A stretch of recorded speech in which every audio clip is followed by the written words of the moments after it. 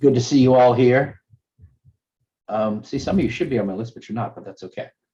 All right, it's close enough. Hey, greetings, everyone. It's close to 10 o'clock here on the East Coast. My name is Chris Douglas. I want to welcome you all to our first 2022 unstated meeting of Virginia Research Lodge. It is sponsored by the Virginia Research Lodge, number 1777 of Highland Springs, Virginia.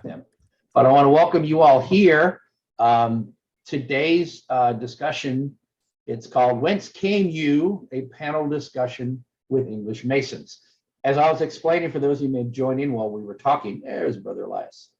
As we were talking, what we do here in these Zoom meetings is, it originally started out with the structure of a regular research lodge. Most of you should be familiar with what a research lodge is. If not, a research lodge is a regular blue lodge that does not raise Masons.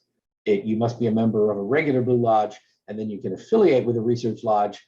We meet 4 times a year typically, and we just open and present a paper from one of our members or one of our guest speakers, and then we have a discussion. So what we did, we followed that format here, but I'm experimenting with other things, other ways of sharing Masonic information, and one of the ones I really like is these panel discussion. I choose a topic and I invite a bunch of brothers to come in and be on our panel. It's very loosely structured. I'm going to add a couple of you to the panel who didn't know you're going to be on it today, so I'm going to ask for volunteers. But basically, I just ask questions to all of you, and I contrast and compare your grand jurisdiction with mine, which is Virginia, which I consider pretty typical of American, at least US-based Grand Lodges. So that's the plan for today. Chupa Karachi did a brilliant lecture on service lodges, if anyone wants to look at it on YouTube. Oh yeah, I think I've ever seen that. All right, back on track here. Brian, how long is the process to go from an EA to Fellowcraft to Master Mason? There is no time scale. I know in America there are sort of set times for it to a degree, but here right. you could be there within 3 months. Right. Well, we do not have a wait time. It's simply like here, you receive the entered apprentice. You have to learn the catechism. And by the way, do you have catechisms? That was the follow-up question. What? Do you have to stand a proficiency to get the next degree?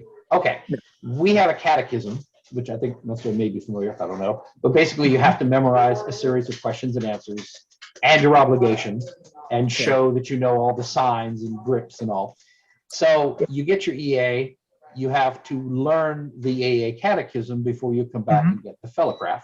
You then have to learn the Fellowcraft catechism before you come back and get the Master Masons.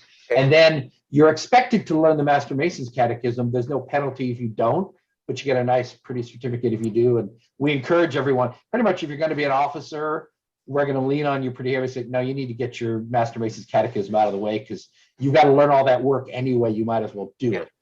But it's a matter of how quickly you can turn around. I'm not to brag, but well, brag a little. I was in a hurry to go to Japan. I was in the Marines, and I petitioned my lodge in August, and they didn't get around to voting on me until December. And then they didn't do any work in December, so they initiated me in January. I had orders to leave for Okinawa in February. So I said, well, I got to get through this as quick as possible. I was able to get initiated. 2 weeks later, stand my proficiency, got my Fellowcraft. A week later, came back to my proficiency, got my Master Masons. A week later, left for Japan. So I was in a hurry. I need to modify my answer slightly then. In that, yes, we do get asked questions from the from the first to the second, but there's a deacon stand beside you who will prompt you if you don't get them right. So it's not a case of if you don't get the answers right, you don't progress. You're guaranteed to progress. But you're supposed to memorize them or try to. Theoretically, yeah. Okay. But so in our case, may I come in? Yeah, please go ahead. In the District College of Nigeria here, English, we recently introduced this extra proficiency that candidates need to present. After your initiation, you learn the questions, of course, questions and answers. And then to move from the first to the second degree, a candidate needs to present, yeah, we call it proficiency. It's more like a short lecture where you share your experience in the first degree. After, what did you feel before the degree, before your initiation, throughout the period of the initiation, from the preparation by the Tyler to the end of these different stages in the initiation process. What did you learn from each stage, and how have you applied it to your life? So you have to make a presentation on that for the first degree. Then to move from the second to the third degree, you also give a talk in addition to the Q&A. Okay. Yeah. That we now do. It was not part of it. It was not part of the practice before now, but in the last 2 years, this has been introduced and it is working. It is a way of encouraging brethren to learn more about the institution, beyond just the 11 Q&A for the first degree, and I think 8, 9, 10 for the second degree.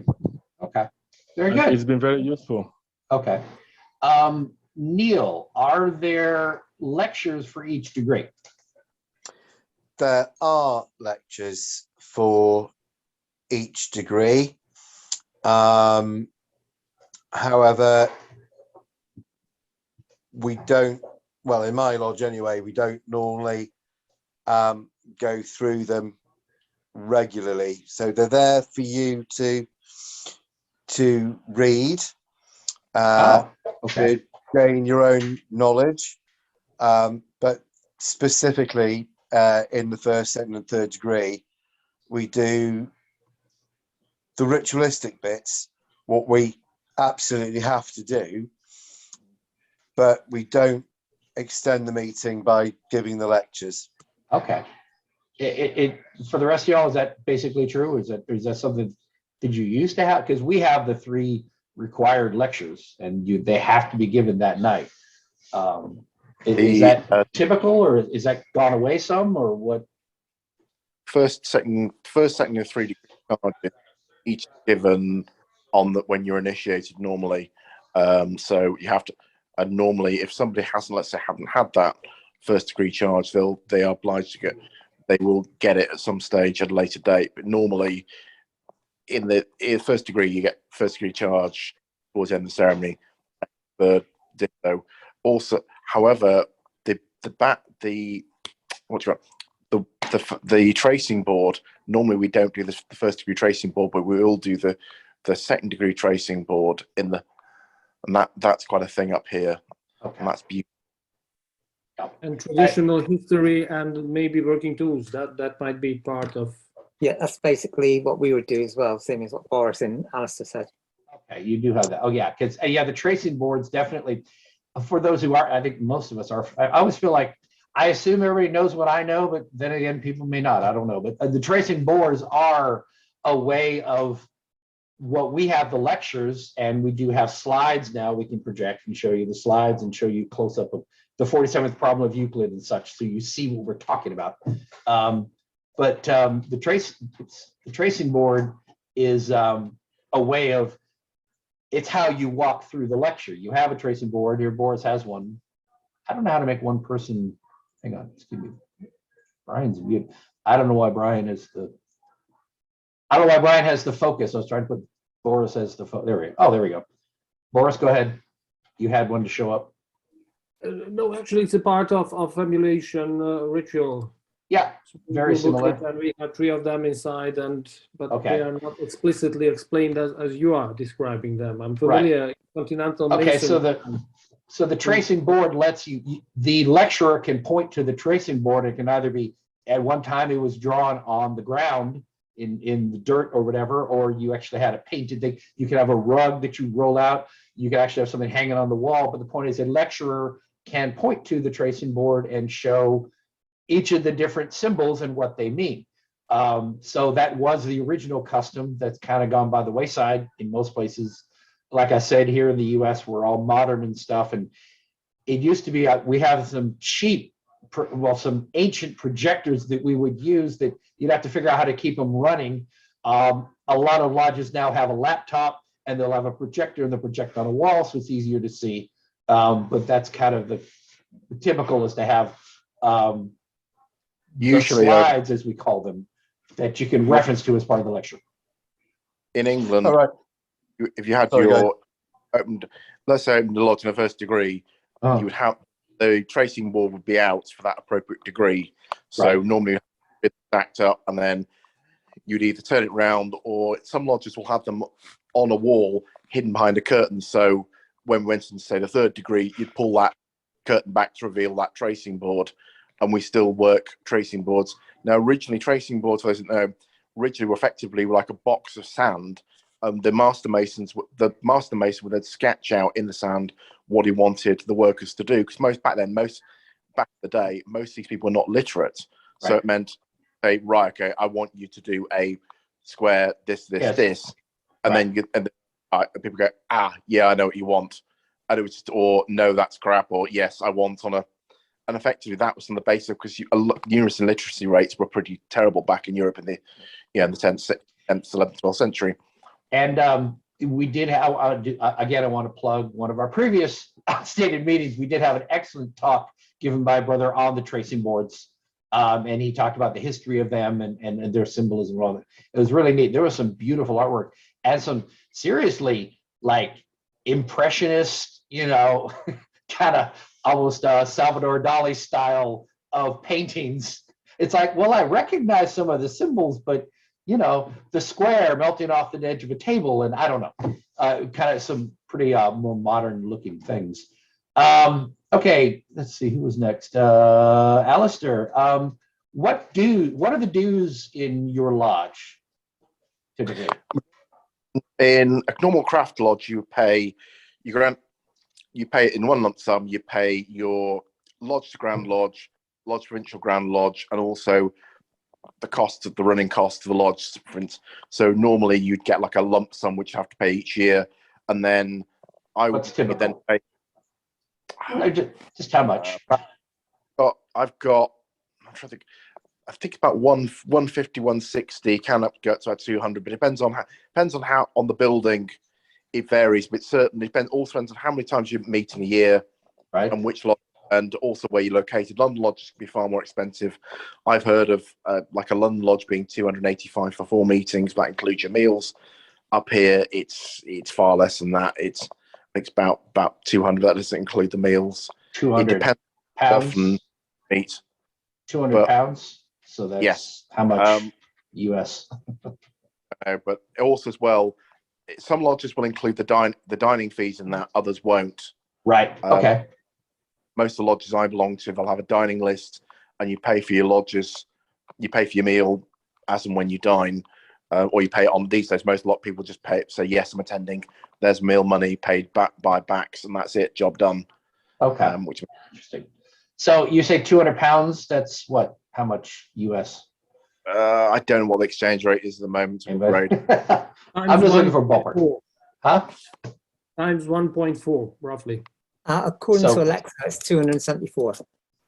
Okay, so up to $300 roughly. Okay, I'll say by comparison, Ocean View I think is typical. I think we're up to like 145. And you mentioned the provisional lodge and all that. Likewise, we have Grand Lodge assessments that every lodge has to pay. I think I've been a life member since '96, so I don't worry about it anymore. It was one of the best investments I ever had. Because at the time dues were $55. Now they're up to like $145. And Grand Lodge, I think, gets $45 out of that every year. At the time, it was probably like 20 or 25. So life membership was a definite deal for us, where I pay once 16 times the dues and I don't ever pay again. Okay, and you mentioned other costs. So you did mention like paying for meals and such. So if you were to visit, Brian, we'll take you. If you were to visit another lodge, then you would pay for your meal when you attend, or is it just the members who pay, or what's typical?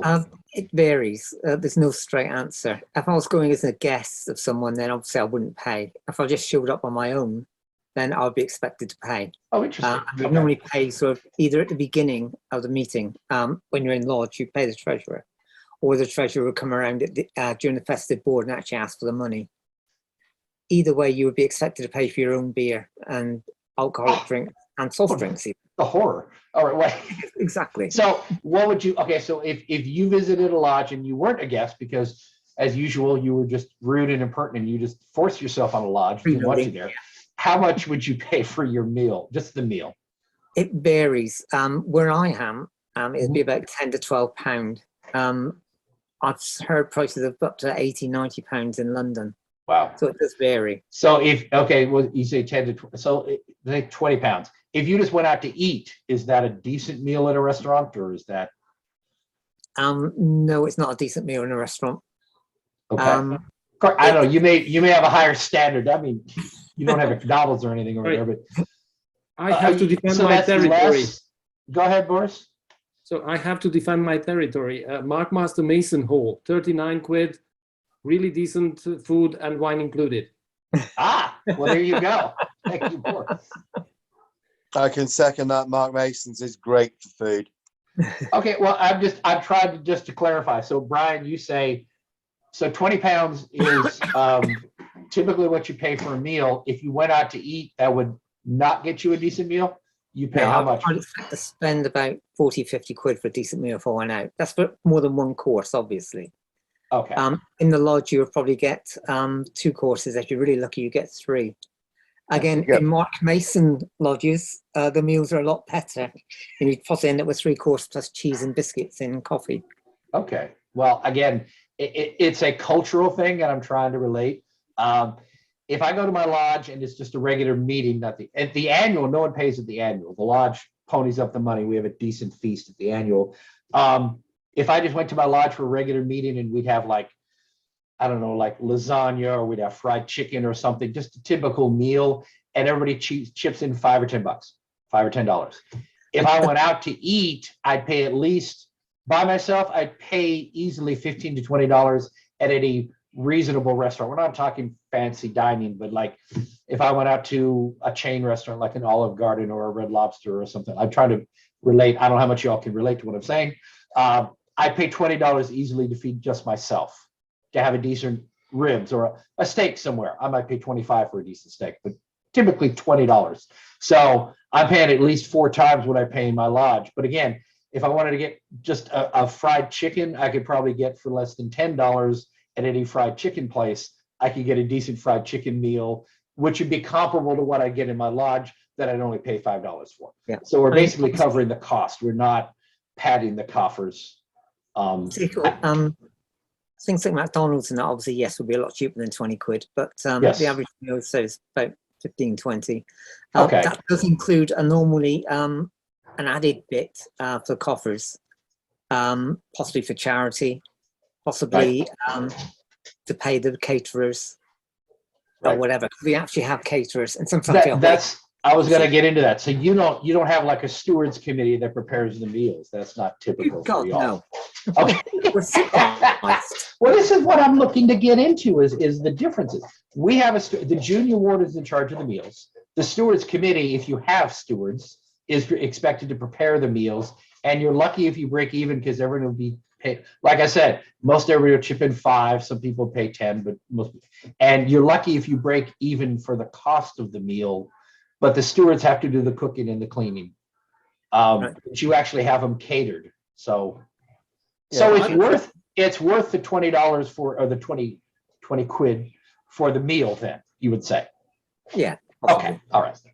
But Chris, I think please. So the other observation on that is when we're having festive boards, they're post meeting, they're closed. So being able to find a venue that can host 40 or 30 people and dine, it can be challenging. Right. I don't know. Do you guys just eat at the lodge? That's where you meet. We have our own refectory, yeah. Yeah. We eat at our lodge room. Go ahead, Boris. Thank you, Brother Neil. That was my point. Basically, festive board in UK is part of the ritual, if you will. stewards are, correct me, brethren from UK if I'm wrong, but stewards are usually pouring the wine for wine taking and toasts. So they are not cooking, fortunately. Well, usually we up in-house, normally the buildings. Most buildings in York have their own in-house catering, one of the outskirts, but normally we have catering facilities and our own. Stewards will normally go and fetch wine if people want it. Okay. They'll also do the roll as well. That's when they're jobs. Well, when we have a very big meeting and we have to put nameplates out. It's not a big thing putting out nameplates these days. It's such a time-consuming job because obviously people work, so they arrive, and it's normally do the business downstairs. But again, for instance, in terms of we'll check charity money in a pot, which will be passed around, and people put money in, and obviously some lodges do raffles, some don't. Ditto chapters and things, which is quite fun. I wanted to. I'm sorry. I wanted to thank Neil, but Neil's already left. Brother Boris Alexov, I'm sorry. You were on my panel, but you joined late, so I didn't get to acknowledge you. But I appreciate you jumping in and answering questions. So I was just looking over here. It's like, oh, Boris is answering questions. Let me count him as a panelist, and he was a panelist. He just got here late, so I didn't have you when I started. We only had 2 or 3. We had to drag Alistair in, and he's been very good at filling in. We appreciate it. I want to thank all of my panelists. We're going to keep going for a bit, but we're already at 11:45. People are dropping off. If y'all tell me you want to stop, we'll stop. But I'm enjoying this, and I'm recording it. So if it's 2 hours, I don't care. But we were at a high mark of 25. I just want to call attention to that. We're down to 17, so I see people are dropping. I understand. And I want to thank everyone. Before any of the rest of you leave, I want to thank you all for coming in our panels, but I'm not stopping yet. I just want to make sure I caught that. And anybody who's been chatting with me, I have not had time while I'm hosting and trying to talk and pay attention to keep the thing going. I haven't had time to really answer any chats. So if you sent me a private message and I didn't answer, don't think I'm being rude. It's simply I can't do that many things at once. I can't host and read the chats and answer them. So if I didn't answer your question, feel free to ask it openly and I'll probably be able to answer you. Otherwise, I'll try and message you later. But we're doing good. I'm not stopping yet. I just wanted to make sure I covered before people dropped off. But thank you, Boris, for joining us and being on our panel now. Neil has left us. Alistair, since you're up, what? Oh, wait, you were the last one. I'm sorry. Uchenna. Oh, yeah, this would be good. Uchenna, how do you dress for lodge? Well, we put on normally white shirts, dark suits, usually black, or sometimes dark blue. Bow ties for black shoes, bow ties for night, evening meetings, and then long ties for afternoon meetings. Okay. I think that's basically it, yeah. And is it pretty much it's expected and everybody pretty much conforms to the dress code, or? Exactly. Okay. If someone showed up in I'm sorry, you're in Nigeria. I have no idea what the common clothes are out on the street there, but if someone just showed up in like overalls or showed up in like jeans and a collared shirt or even a t-shirt. No. They wouldn't show up, or would you let them in if they showed up? Then you have to wait and join the festive board. If you're not dressed, you don't even get allowed in the meetings. Yes. Okay, very good. Normally it's like, oh, of course we'll let them in. Brian, is it so for in England, Brian? Typically for your meetings, what's the dress code and how strictly is it enforced? It's exactly the same as Uchenna, and it's enforced the same way as well. Really? What? Okay, so that's typical then.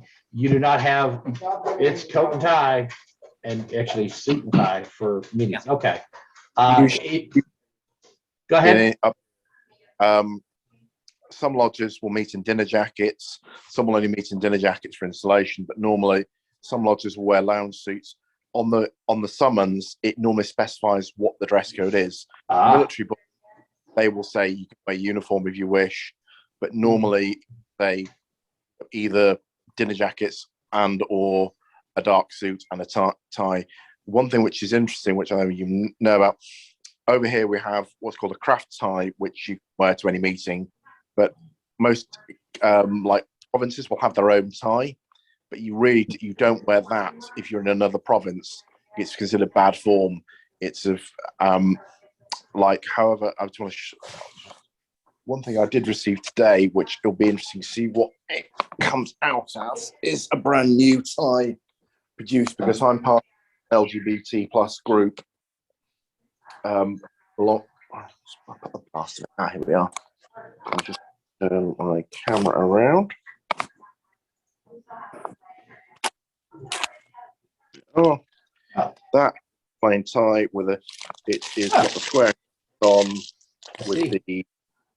But essentially, the idea is, just give me a moment. I will, if you just give me 30 seconds, I will get a couple of ties out. Basically, every side order also has its own tie as well. So you have to wear the right tie for the right degree and the right side order.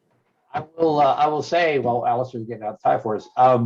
In Virginia, what I got on here, there are people who show up in lodge in collared shirts and not wear coat and tie. I've actually been to lodge meetings, degree nights. One guy was actually in shorts, and I was like, that's going too far. We are much more casual here in the US. For stated meetings, we wear tuxedos. The officers wear tuxedos, sideliners wear coat and tie. It could be a coat and tie. It doesn't have to be a suit now. It could be sport coat and tie. I'm sure that's similarity with y'all. That's not too alien a concept. And visitors may show up in a polo or a collared shirt. It's rare someone shows up in a t-shirt. I've seen someone show up very casual for a degree night. And I got into a lively discussion online with about dressing for lodge. My position being, you're supposed to respect your lodge and show your appreciation for Masonry and show it due deference by dressing up. And some people took the point of, as long as the guy shows up, I'd rather him be there than not be dressed. But it's like, well, if you don't have respect and decorum for the lodge, what are you saying? So that's what it was. But I did posit the idea is I'd rather see us dress up for a degree night and be casual for a stated than the other way around. But we have had Hawaiian shirt nights. We've had, like lodge polo night. We have lodge polos and lodge shirts where you all seem to have more lodge ties. And if you wear the lodge shirt, it's much like this, but it'd be like solid blue and have like the lodge logo or a square and compass over the pocket and all. I'll go, Alistair, if you're ready to walk the carpet for us here. Okay. Right, okay, let me just get I've got this on a cradle, that's why. Right, okay, so this is the provincial tie of my province. Okay. It's got the logo on it. So you're expected to buy that, right? You're not, you're not giving them. Okay. For I don't necessarily normally wear them for a lot of lodge meetings because most of mine are dinner jacket lodges, but if I was going to a lodge which wasn't a dinner jacket lodge, I'd wear that. This is a craft lodge tie, which is I can wear anywhere in the country. Right. That's in England and Wales. I've worn that in Scotland. This one we only wear in November because of the Armistice and Remembrance Day. Right. This is a black one. So and this is the most recent edition, which is probably you won't see many of, which I had to order online. This is the LGBTQ one. And God, let me just go into my wardrobe. Right, that's what's got. That's Katie. That's Katie. That's Malta. And right. This one you won't see very often. Thomas of Akon, which is a knightly degree. That is, if you notice the pearl shell, that is to do with Santiago de Compostela, because people go to Santiago de Compostela on pilgrimage, and then the tree from the beach. And if I can find it, that's my KT stuff, and in here should be. I have a case to try. I generally try to keep everything together, otherwise it gets a mess. beautifully turned out. We are. This is a KT tie for my area, hence the badge. Okay. I also have somewhere, I'm not sure where, I do have a red tie which states which I can wear to any other KT event. Well, now, okay, we don't have to see every single tie you own, but I appreciate your due diligence, Brother Alistair. That's very cool. So let me ask a question then. Typically, you would be expected to buy, obviously you're not going to be issued a tie, maybe, or unless your lodge gives you one when you join or something, but how much would you pay for one of those ties, and are they silk ties? Or that's the point. They're usually about 20, 25 quid, something like that. And that's compared to if you just went and bought a tie in the store, would that be typical, or is that more or less? Or the craft ties are a bit cheaper because they're not silk. Right. You can get them from Letchworth online, and it's box standard. But they are, again, it's one of those things. I will sometimes as well give things as gifts. So, for instance, I tell you what I also do as well. Give it a moment.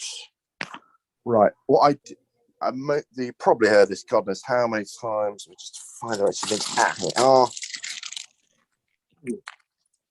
It's also worth saying that the ties vary from province to province and price-wise from province to province as well. Okay. Well, I'm just trying to get like a ballpark. If it's like, if I went and bought one at a store that's roughly the same as you buy from the lodge. Or... From a store, you could probably get the tie for about 5 to 6 quid if it's cheap. If you want good silk, then obviously it's around about 15, 20.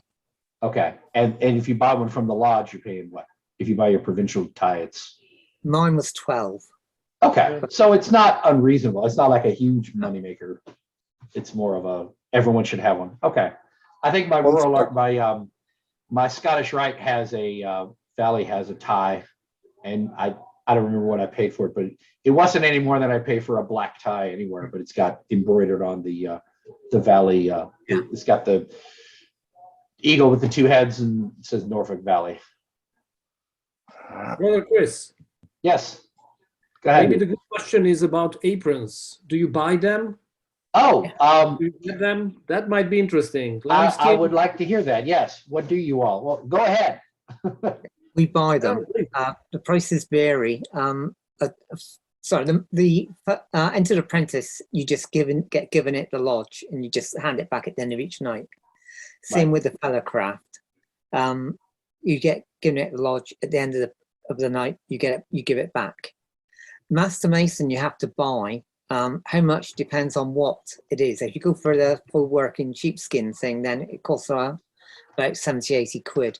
If you're a cheapskate like me and go for the plastic one, then it costs about 30 quid. Okay, and then you're expected to wear that apron at lodge. Yes. Yeah.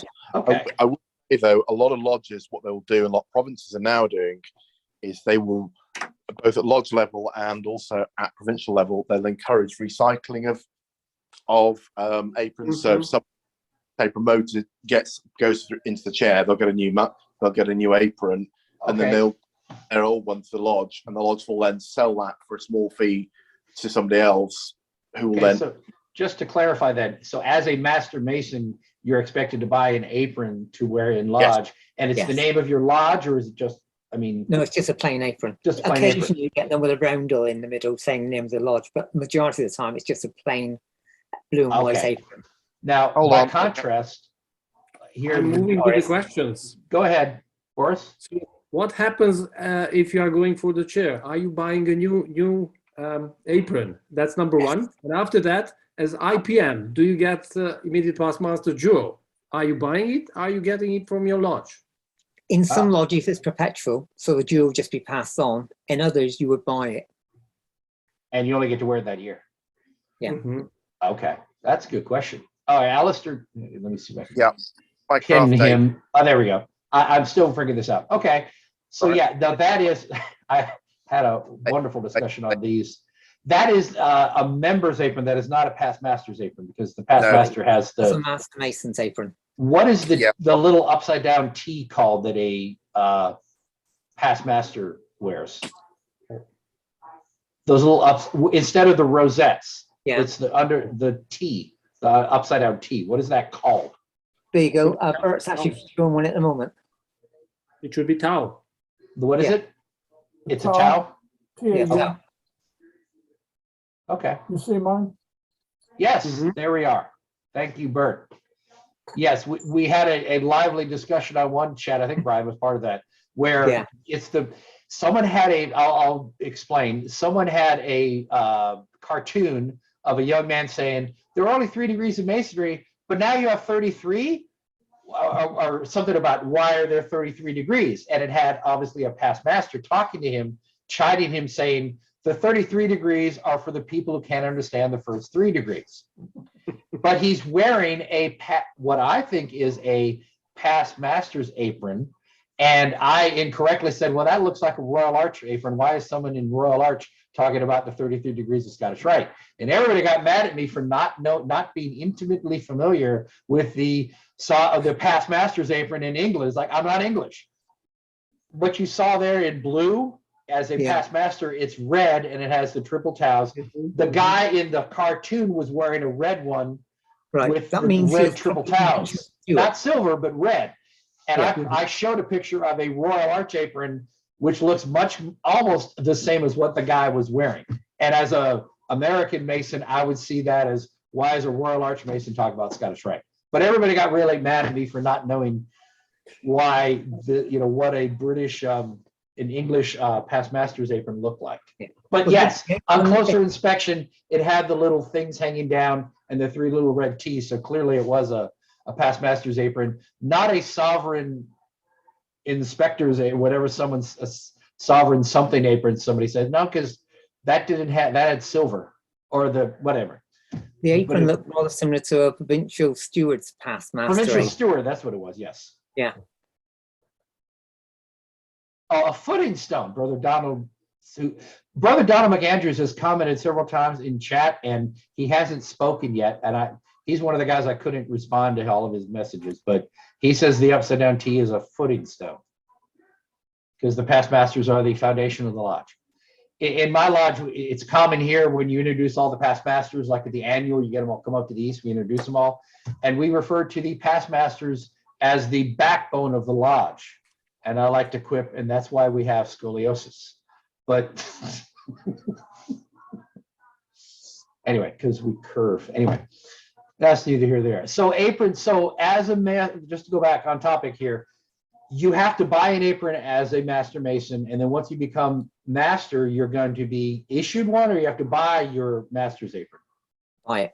You buy it. And it goes further. Okay. Now in Virginia, which I think is typical, we have a box of white aprons, or sometimes white aprons with a little blue border. Everybody who shows up, they're cloth. They're decent cloth.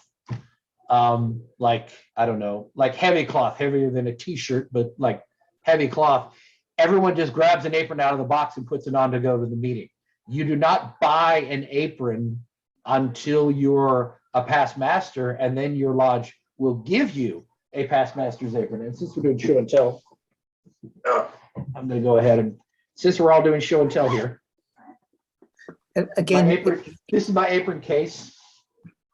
And this is my past master's apron. Hang on, I'm going to turn off, if you'll bear with me. I have to turn off my background or you can't see it. Okay. Here is my past master's apron that was given to me by my mother lodge, Ocean View, or Charles D. Morton, when I was master in 1996. When I was master of Ocean View, who I fiddled with later, I had the 2012 added on the flap. So I didn't want to buy another past master's apron because I already had one. But I was given, I didn't want anyone to buy me one. So I was issued one by my lodge, and that is typical. If you're a past master, you're given a past master's apron to wear, and only past masters bother. Now, if you're a district deputy or a DEO or a DI, they have all sorts of other aprons. If you're a past grand officer, you get an apron to wear. You're issued one as part of your whatever rank you receive. You never buy one. And if you're the master of my lodge, what they have gone to now is they give you a master's apron that has the square, and it's a flap that's on the front that's leather. And during the year you're master, you're expected to wear that apron when you visit other lodges. once you're out of office, it's like on Velcro, you take out the flap and you have your past master's apron that you wear from that time forward. I didn't get one of those because I already had one, but. Let's say that in some instances, lodges do have a perpetual apron as well. So the past master would use it, but he would have to buy one to go anywhere once he becomes a past master. Okay. Yes. All right. That's interesting. And do you typically put the year on there, or you just have? No. Okay. No. That's what's common here is we put the year. Some of these aprons will have been passed around, have several owners. So once you get provincial grand rank, which is usually after about 7 years, you get a different. You have to buy a new apron, which is a color blue. That's yep. And the thing is, if you bought John Provincial Grand Steward, you wear a red one. So people may not necessarily hang on to that. The original Lodge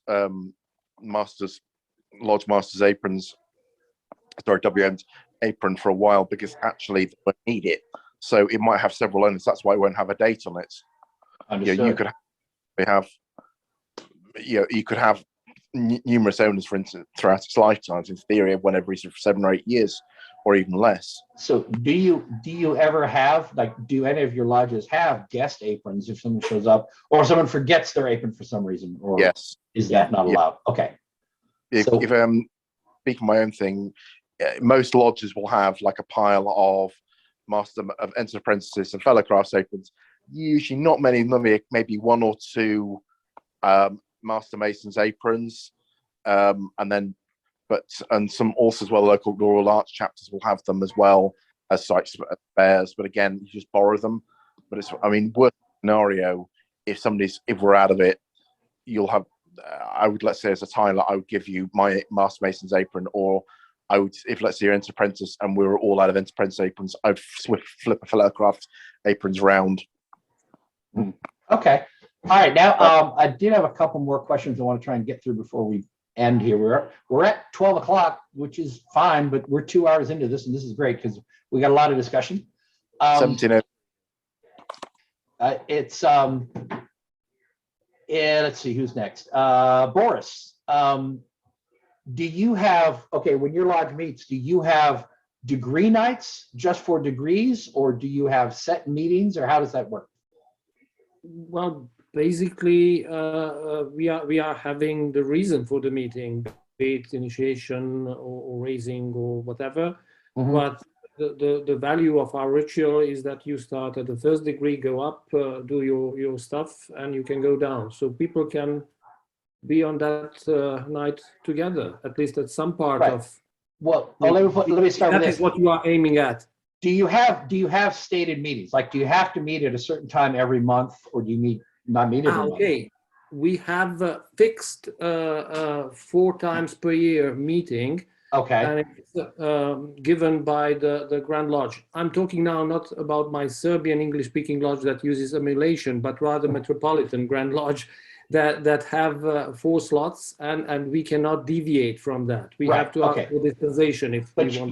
You're required to meet 4 times a year, but you can meet as often as you want for degree work in addition to that, or? Well, it would be normally lodges of instruction. Okay, lodges of instruction, which is what? That's like like you practice the ritual, or you actually confer the degrees? Yes. For example, I managed to miss yesterday's meeting in London, and brethren were together before that because it was, I think, passing, and they were having lodges of instruction weeks before that.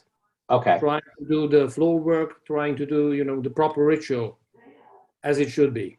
But that's basically a practice. It's a school. It's not. Do you actually open and close the meeting, or you just? Yes. Okay. Yes. So you open the meeting, just so I'm clear, you open the meeting like you normally would, and then you have basically practiced the degree work, whatever you're going to practice, and then close the meeting. Okay. Right. You said the important bit there, whatever you're going to practice. In some lodges of instruction, everyone would move up a level. Right. So the junior warden becomes the senior warden. Right. So it's typical then, even now, Boris, you're actually are you not in England, or are you in? You said you're in Serbia? I do not live in England right now, but I'm in English lodges as well. It's an English lodge in Serbia. Okay. No. Sorry, what? no. I'm London Freemason, so my lodge is called Wayne Ward. We meet at Parkmaster Mason Hall, and this is why I'm here. But we have also English-speaking lodge in Serbia, which is under Grand Lodge of Serbia. We are using the same ritual, so we are pretty much on the same. So, Brian, it's typical then your lodge meets 4 times a year. That's typical for English lodges. No, my lodge meets 12 times a year. Okay. Well, again, Virginia, we have our 12. We have 12 stateds, right? We are required to meet. Ocean View meets on the second Friday of every month. That's in our bylaws. So I assume you have something like bylaws, I guess. Yes, we do. When your meetings are and when your dues and all. So according to our bylaws, we must meet on the second Friday of every month. At the stated meeting, we can only vote on candidates and pay bills and such like that at the stateds. You typically wouldn't do degree work on a stated night. I know of lodges that did because they really couldn't afford the rent and they were paying for each meeting. So they do degree work on their stateds. But we can call for a meeting, and typically we meet on a Friday because our stated's on a Friday. Every lodge stays in their lane in our district, and they only do degree night. They do degree work the same night that they meet for their stateds, so people can visit other lodges. So we'd meet on the first Friday or the third Friday to do an entered apprentice or a fellowcraft, even a raising. But we can only do certain things at the stateds. So is that the case, or can you have called meetings, or do you only meet on your stated night? Our meetings are what you would call, I guess, stated night. We do it on one night. We get a summoning us to our lodge to do the meeting. Right. In that meeting, we can do whatever we want. So we can raise someone, pay bills, ballot for someone. It is a meeting, and it's everything in it. So like your lodge meets, what's your stated meeting? What day of the month is it? Our lodge meets on a Tuesday, every second Tuesday of the month. Right. So you would only meet on the second Tuesday. You cannot have called meetings. No. But you have a lodge of instruction that night? Yeah, no, lodge of instruction is a separate night. That would be a separate time completely.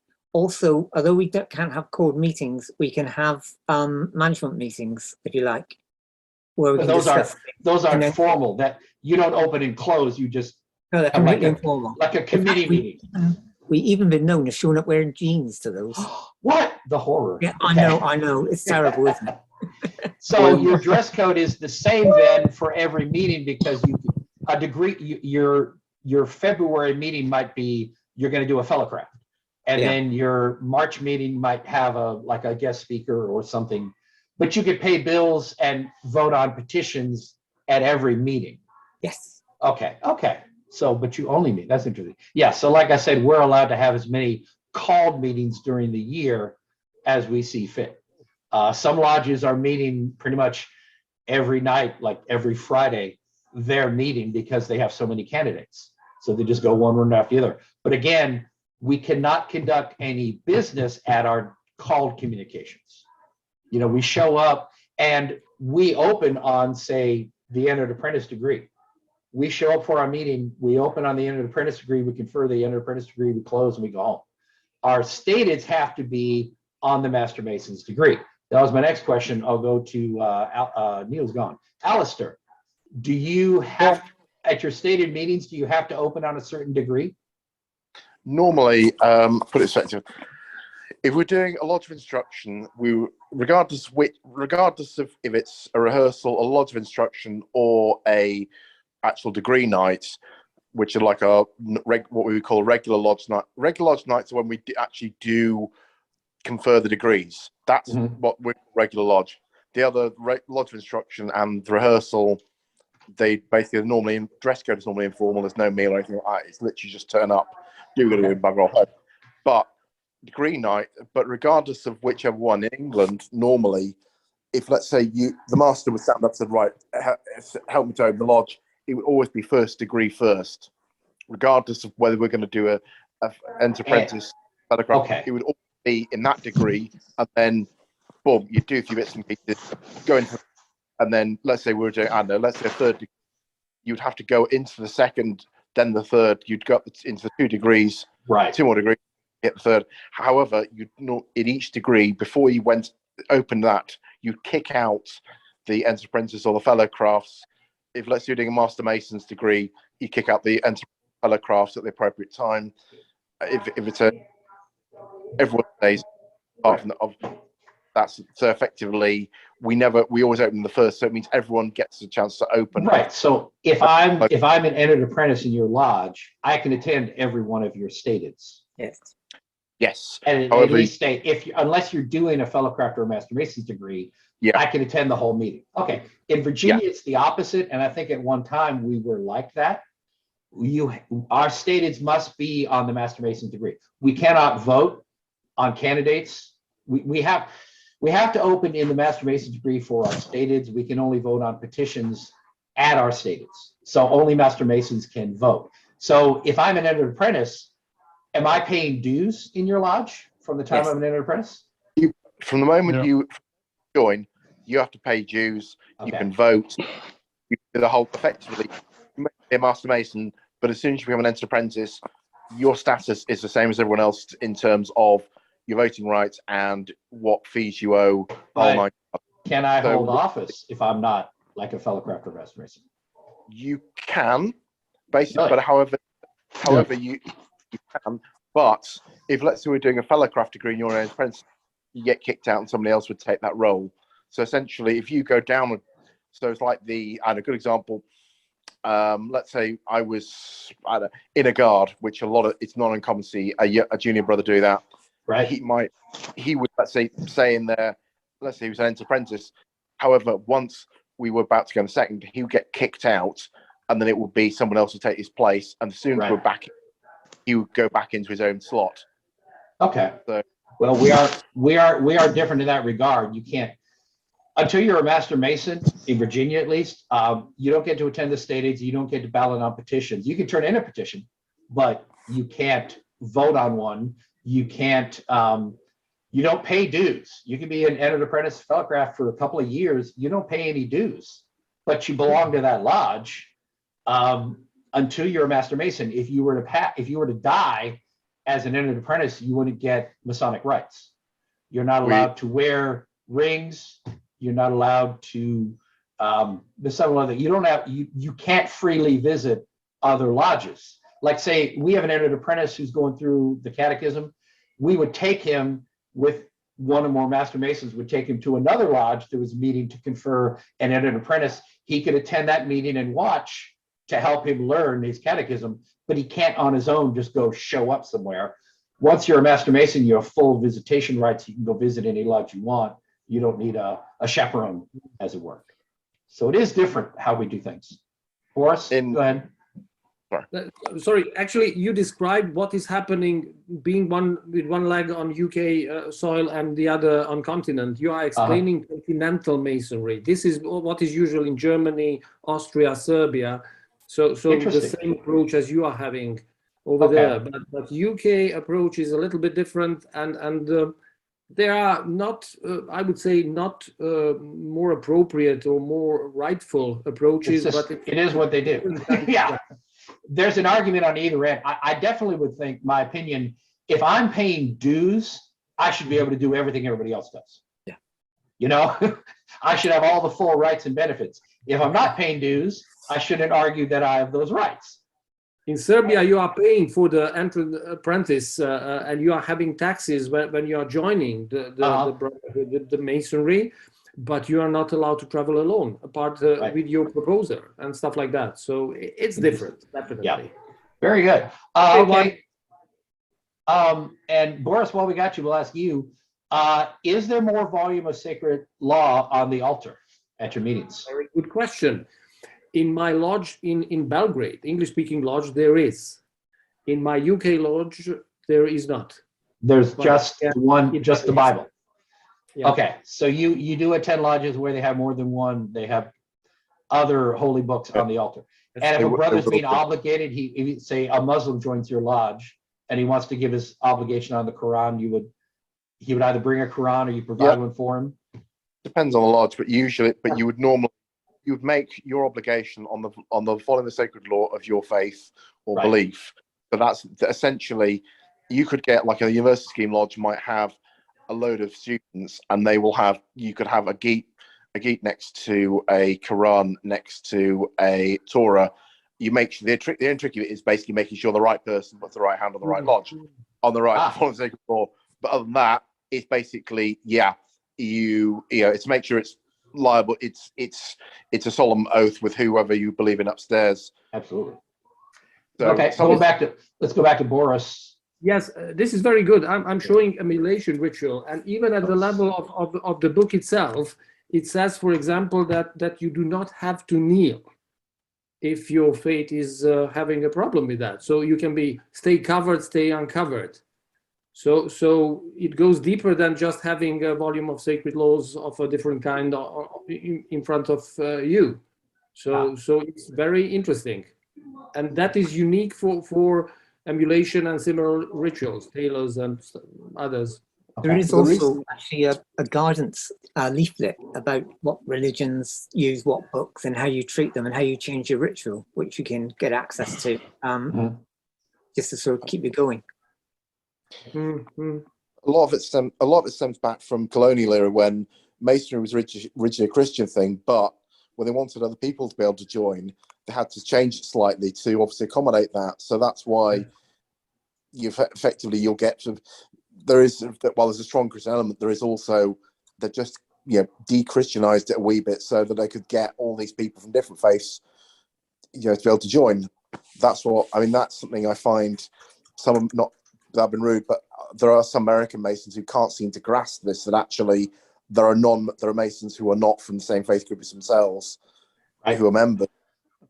And that's the thing, is like, for me, it's like, okay, fine. I've seen Muslims do second degrees. I've seen Hindus do second degree. Nobody cares. It's like, as long as you put on this, as long as you're saying your oath on the right for following sacred law, that's all we care about. So, absolutely. All right. Brian, where are the 3 candles around the altar?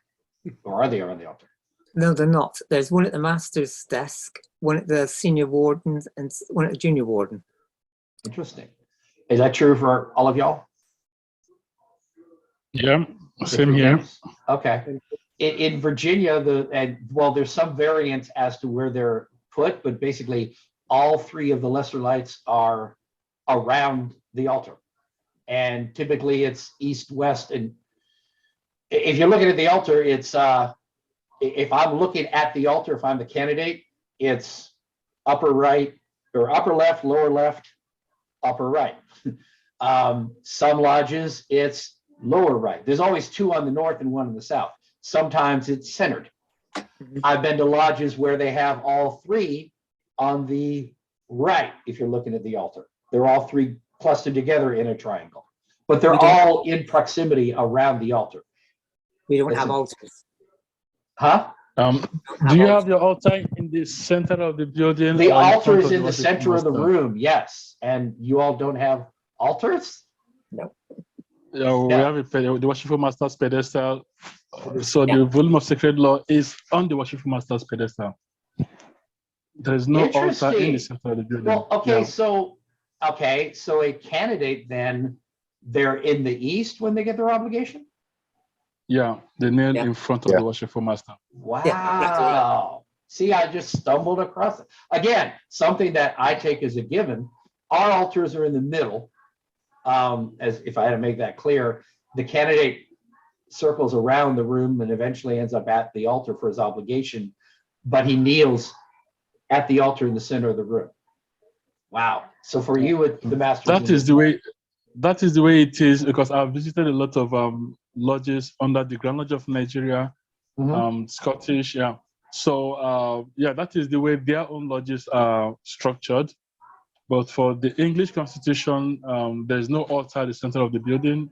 Right. We have the VSL and the square and compass on it, on the worshipful master's pedestal. Interesting. See, go ahead, Boris. And very interesting fact. I find that very amusing. The volume of sacred law should be turned so that worshipful master can read it rather than the candidate. Am I correct? Yeah. Right. Whereas for us, it's in the center. Well, it's facing the candidate because he's kneeling. So if you were to stand at the altar, you can read it. And then you see, but that's another big thing in Virginia. We constantly chide people. You are not allowed, unless the ritual calls for it, you are not allowed to pass between the master and the Bible when the Bible is open.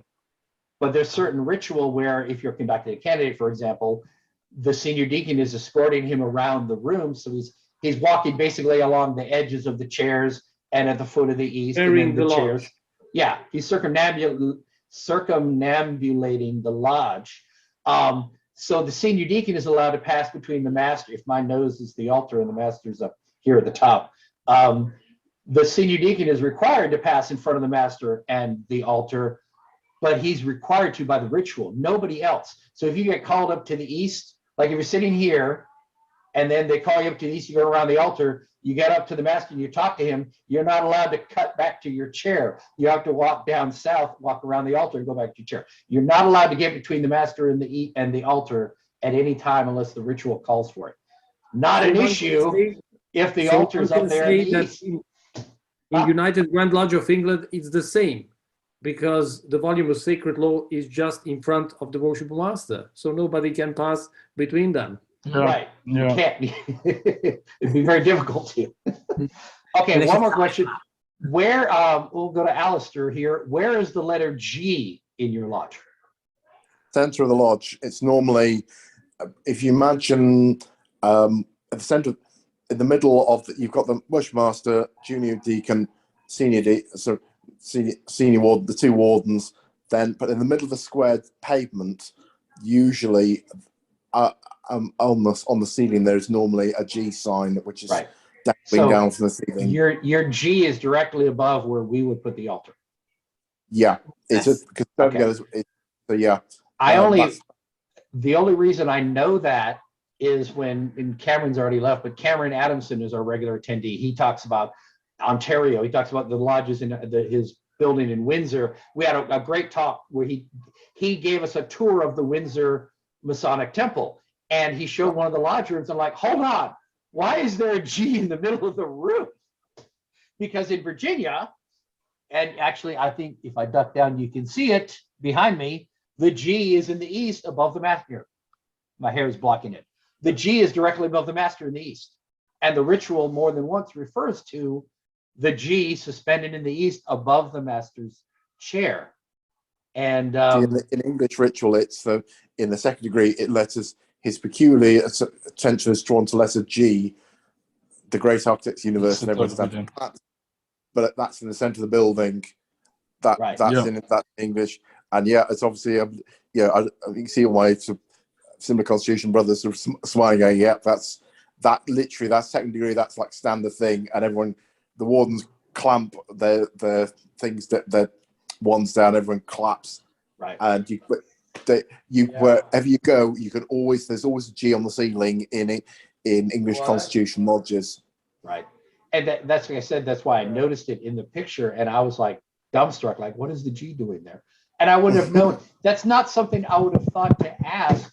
Being different. So I try and come up with clever questions here, because what you take is perfectly normal. I look and say, what? You're like wearing the aprons around your head or something. Uchenna is that wear different aprons entirely from us. They all literally they're a smorgasbord of colours. We're quite dull. The Scots have got some really cool aprons. They've got some really. Is that the same for you all? The G is in the center of the building, the center of the room? I say building, I should say room. Well, I live in Abuja, and in Abuja here, we do not have a Masonic hall.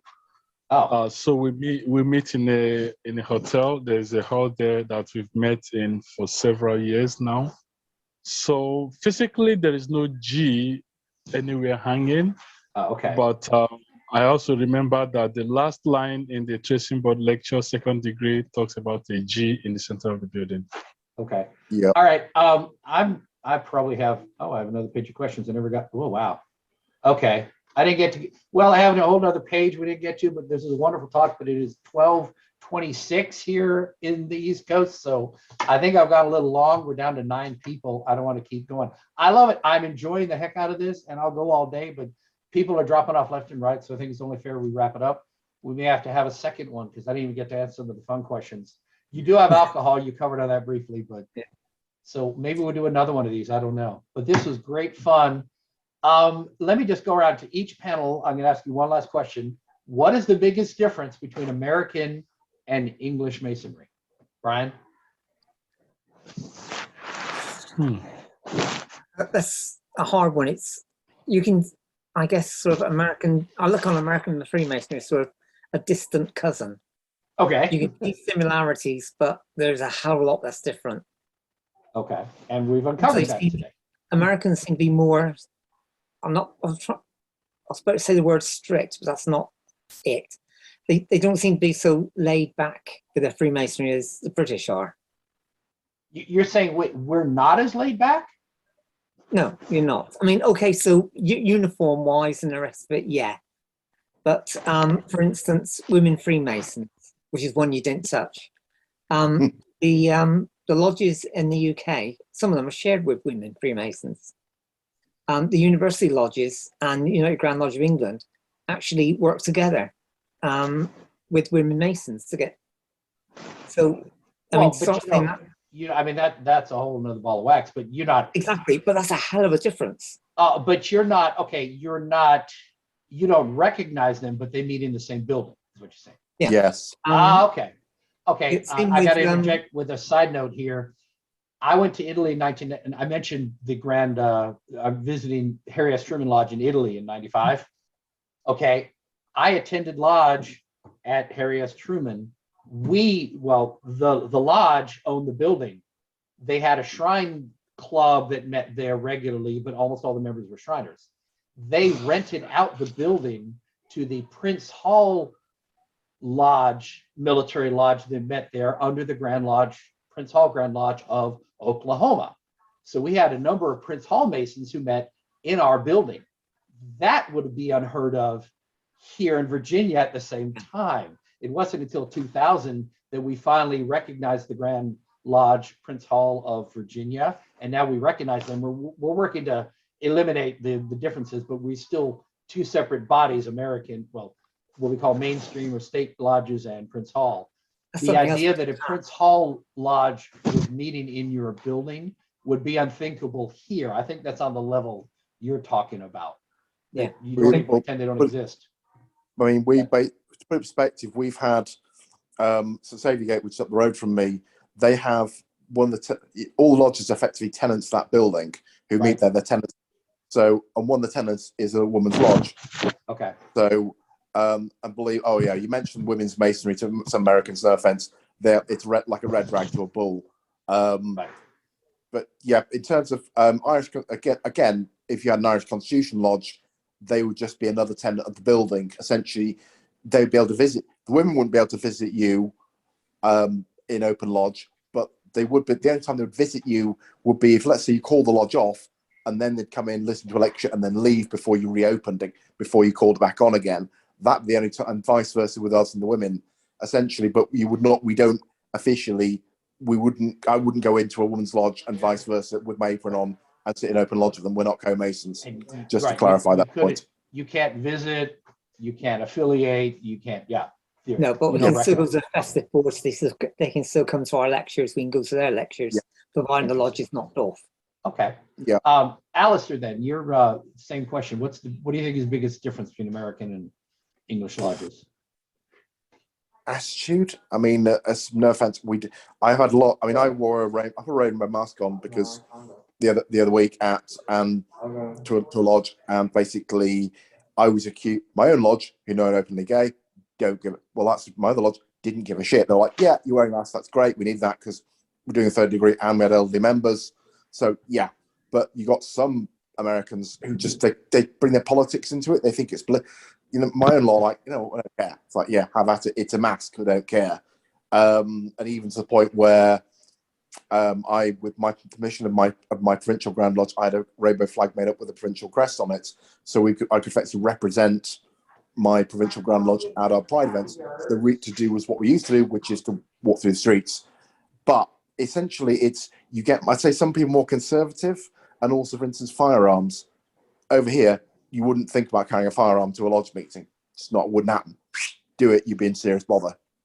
Right. Okay. Yeah. Interesting. And I think you're touching on more of a cultural difference overall. Yeah, the lodge, but Masonry kind of reflects the culture sometimes. Yeah, essentially, it's much more. I will say this: in Ocean View Lodge, you would be welcome as a gay Mason packing a firearm. You'd be perfectly welcome.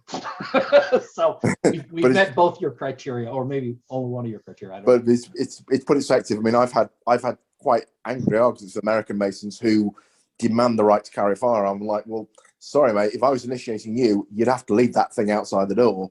And also, I'd be worried about the damn thing going off. If you sat down, somebody sits wrong, the damn thing went off and put a bullet through somebody, and also damaging the furniture.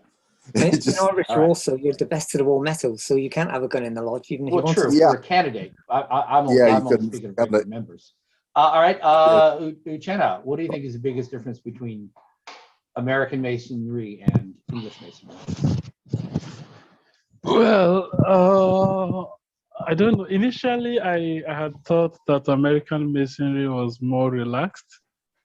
But on a second thought, well, I think there are some, for instance, I saw somebody make a post on Facebook that he got raised to the 3rd degree on a certain date, and a month later he was made a 30-degree Mason, and I got confused. How did that happen?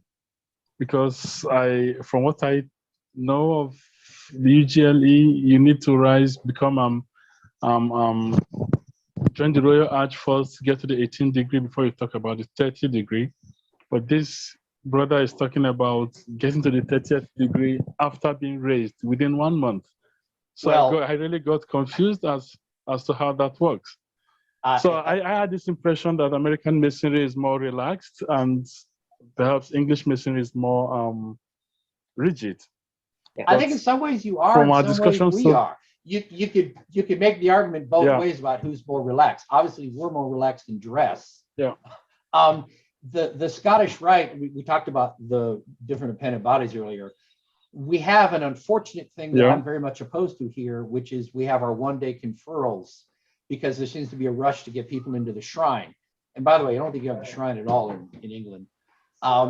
You could have a one-day conferral of the 3 degrees. And this is a whole, I'm touching on things that could be a whole discussion in themselves. I realize that I'm not trying to gloss over, but I don't want to get down the rabbit hole. We've been here long enough already.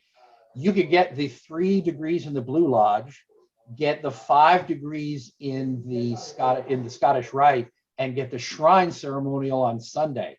So in a weekend, you could go from being a profane to being a Shriner. That was back when Scottish Rite was a requirement to be in the shrine. In here in Virginia, aside from the one-day conferrals that I'm totally opposed to, you join the Scottish Rite, you get them over the course of like 4 days, or sometimes 2 days over a weekend. So you join, but typically we encourage you not to join the Scottish Rite or anything else till you've been in at least a year. But you get your 32nd degree in a long weekend with the Scottish Rite. So that's typical. If you join the Scottish Rite, you get all the degrees in 1 weekend. And we're trying to maybe change that, because I think you get too much and you can't absorb it. But that's more of an appendant body thing than a Blue Lodge thing. I will never reach the 30th degree. Never. No, not too many. See, and that's another. I think we should have a talk on just the appendant bodies one meeting. I think that'd be a lot of fun to delve into. Okay, Boris, last question to you. Same question. What's the biggest difference in American and I have this privilege of not being British, yet exposed to the British style of Freemasonry. Yes. And being able to travel. My experience with the US kind of Masonry ended up with one New York lodge, and I can have some ideas. I would say attitude and how tradition is understood from the perspective of a typical British Mason, be it metropolitan or provincial or whatever.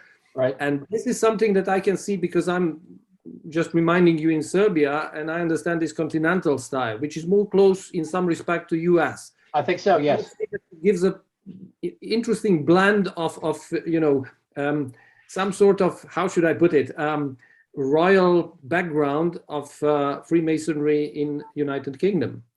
Even monarchs themselves have been promoters of our art. But yet again, it's really open, but it's more, not strict, not rigid, strict more.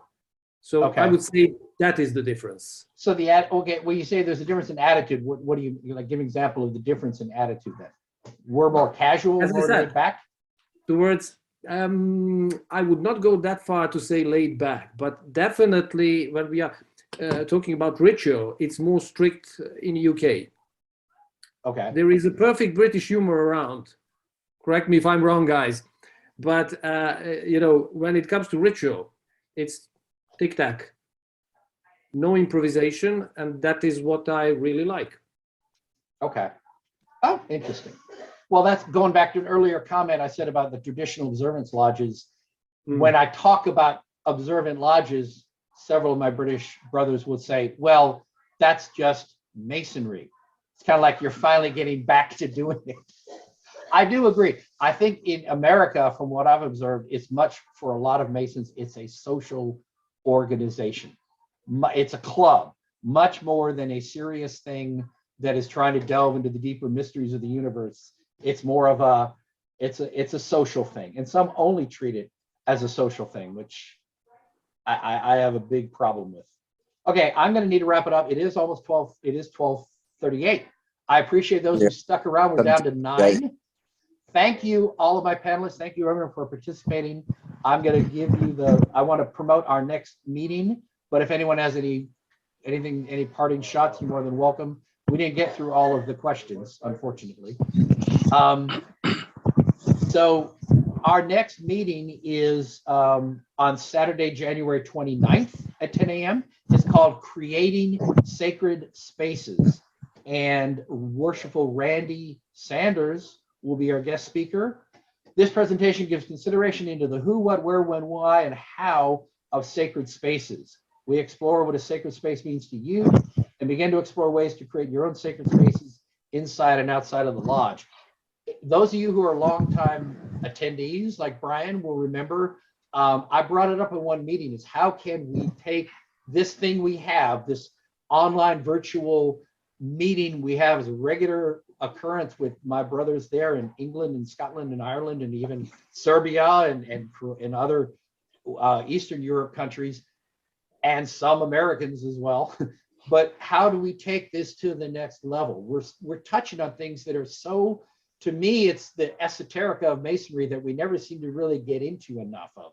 That's why I got into the research lodges, to get more into this in-depth stuff. We talked about alchemy. We talk about other things in Masonry, and how can we raise the level of what we're doing here to be more than just an online meeting where you hear a speaker. And so Brother Sanders talking about sacred spaces, that touches on something I talked about before. I'll have to go back and rewatch that video and see what I said then, because it's like, that's where I want to go. I want us to be at a level above, what you normally get when you go to one of these Zoom meetings and you watch the speaker and that was fun and you're done. I want to create more, a brotherhood, a fraternity among us that may never get together in person, but have a connection here that you don't have, that you only can get in like the Blue Lodge normally, where you're meeting with brothers in person all the time and you really get to know each other. Can we elevate to another level? That's kind of my goal. So I'm really glad he's going to be here. That's going to be in 2 weeks on the 29th. And we're going to keep doing this every 2 weeks and see how that goes. I don't know if we'll ever go back to a weekly, but if attendance gets really good, we might consider going back to weekly. But I mainly want to make sure I have good topics and I have enough speakers to get people to attend. So anybody got anything they want to say before we sign off? I do appreciate you all coming out and singing with us. Thanks. Have a good day. It's 20 to 5 in the evening here. Yes. So I'll bid you good night. Thanks very much. Good night. Thanks, everybody. Be healthy, be safe. Thank you. Bye. Bye. Chris, I have something to add. Please. Thank you. Bye. You're most welcome. I'm glad to offer this. You all make it happen. Brian, thank you as All the always. best. Stay Ed healthy. McMahon. Very welcome. See you later. All right. Yeah. Bye. Bye. Y'all take care. Bye. Bye, everybody.